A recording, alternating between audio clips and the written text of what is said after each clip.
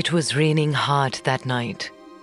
As Vasudev stood in his prison cell and beheld his divine son, he wondered what would become of him.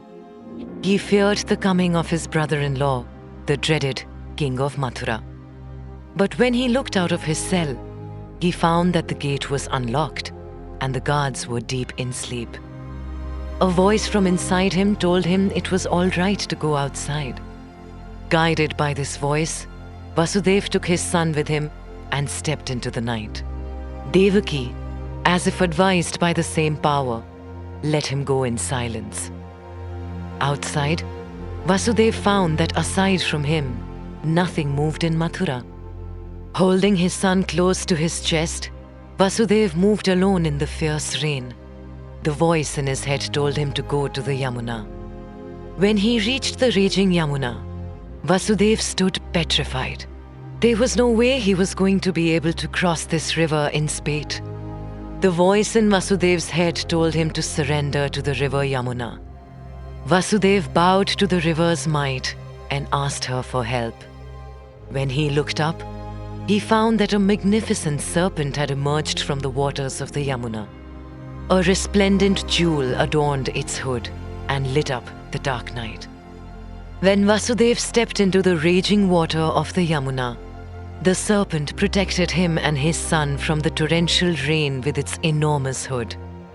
Thus shielded by the serpent, Vasudev walked the width of the Yamuna in water that turned out to be waist-deep only. Upon reaching the other bank, Vasudev found a camp of gypsies. The voice in his head told him that these were the people of Nand, the cowherd. It told him that he had reached his destination.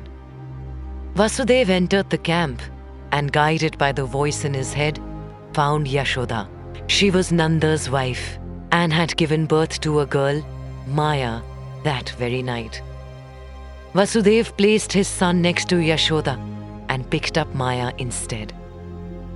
With Yashoda's daughter Maya, Vasudev left the cowherd's camp quickly. His heart was full of sadness at having abandoned his son, but he was glad that no harm will come to him. The voice in his head assured him that the world was about to change.